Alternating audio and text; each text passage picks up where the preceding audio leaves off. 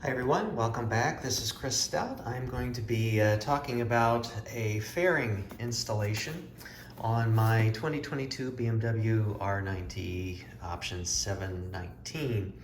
It is from Wunderlich. I can tell you that I have tried and sent back 4 other fairings that were supposed to be universal or whatever, and they did not work out at all, obviously.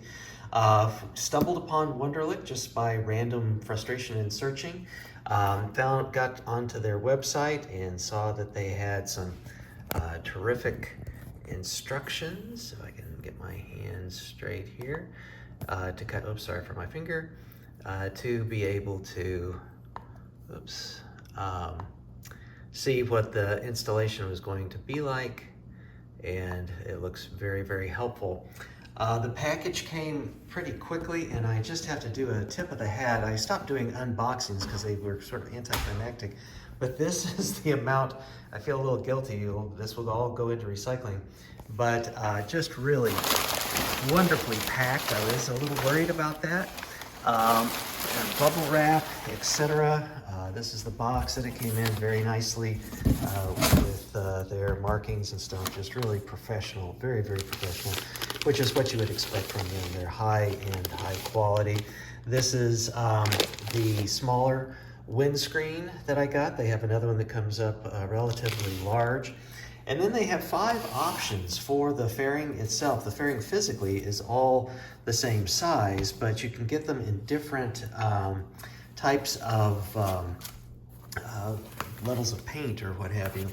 I was always, since I had all these problems with it getting to fit properly, the other ones having to go back, I found this one that was specifically done with the option R19 color scheme that I have on my bike. So I have some better confidence that this indeed will work well. On the other fairings, this was sort of the problem. This was a solid piece on them, so it just would not fit over the front forks. And again, back tip of the hat to them of the quality of this. This is hand painted, which is very impressive. And even again, back to the shipping and packing, check this out. Just everything, I haven't taken these off yet, everything is just really remarkably professional. And for the price point, it's what you would expect. It also came with this kit of bits. I'll probably have this laid out more so when we go into the garage and start to do the installation. But again, very nicely done, very nicely laid out. I haven't even gotten all into it. Got a little preview of it with looking at the PDF from online. But all the bits and parts and whatnot, I'll have them all spread out for us, and I'll enjoy reading some of this material, see if there's any tips or tricks. They also even sent paste or grease. I figured I'd be using Loctite, and then little bits and pieces with their logo. Again, all very, very nice. Instills a good sense of confidence and optimism with a lot of the parts that you see me do some of the other more minor, non-serious things as not being super impressive and coming with 0 instructions or maybe a little contradictory instructions. So this is what it's looking like at the start. And next up, we will be in the garage getting it on. Okay, we are now down in the garage. I've sort of laid things out and sorted things through with what was in all that kit that I showed you in the first video. And I just did a very gross fitting of the fairing to the bike. And it's probably gonna take a little finagling, but this bezel around here seems to be maybe a little bit in competition with a snug fit to the fairing.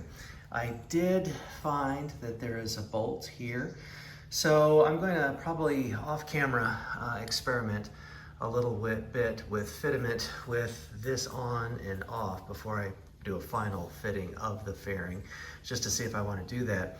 In addition, none of the instructions that I've seen note changing this. But as I was unpacking the kit, I noticed this rather large instructions about this part. So these pieces came inside of this. These are little slugs that will go in there eventually. But basically, the way, and they're saying in the instructions, as best as my German is, which is not good at all, that this piece may need to be a spacer to give further forward fitment of the headlamp. So again, I'm going to be kind of messing with that separately, maybe, well, certainly off camera, because I can't do it with one hand, but we'll see how all this works. So I've been just kind of thinking about it, so I'm going to do a little bit of experimentation with it.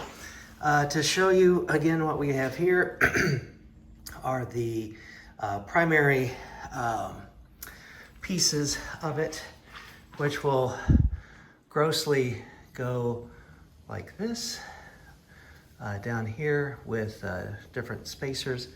And then I think, actually no, I should have done this before, but on this side, actually I think it's going to be something along these lines here, and then I believe, yeah, because this is a single hole, it will go up here, grossly like that.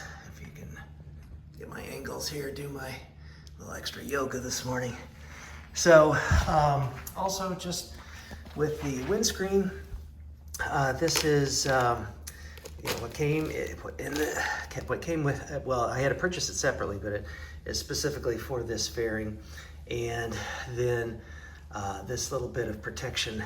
There's no notes about it, but pretty sure just putting 2 and 2 together and using some common sense that once everything's done, that will go on there. So as for the whole kit, it's Wunderlich, US. It's obviously made in Germany.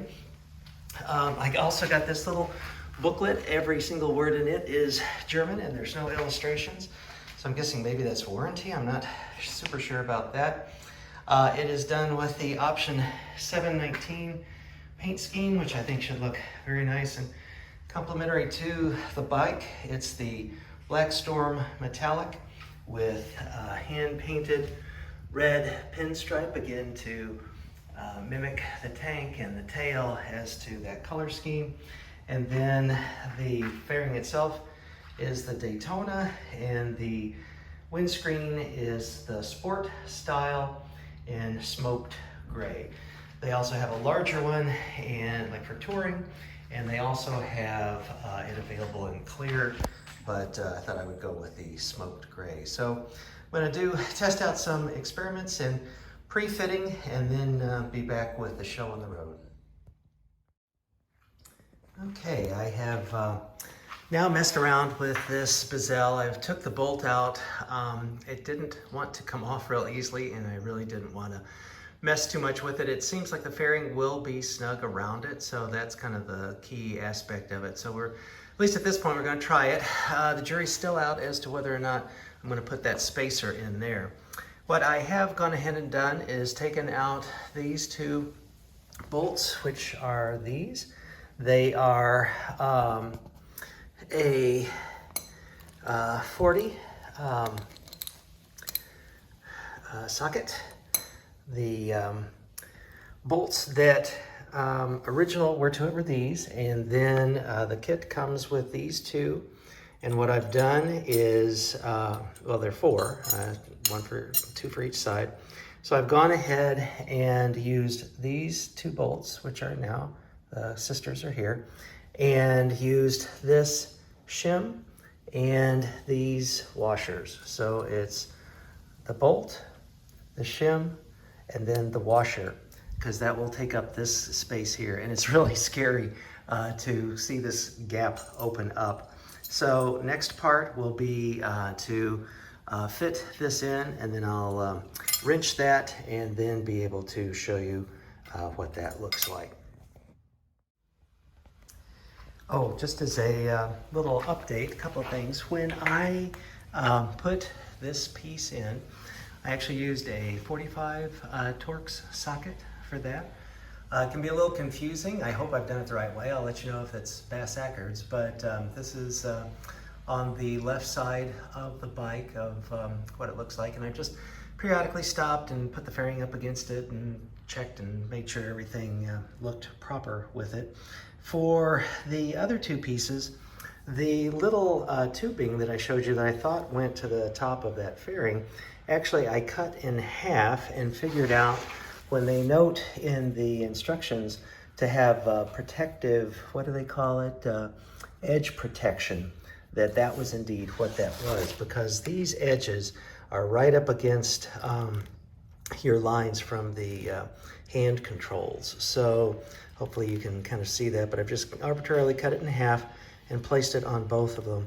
So this piece, I believe, I will take out this stock bolt on the triple and then use the spacer, sorry, it's hard to see, not sure what you're seeing, and put this on generally something that looks like that, if that makes sense. If you have the kit, you'll see, and you can see why you would need this protection up against these lines. So next up, I will be taking this out, and I believe I will be replacing it with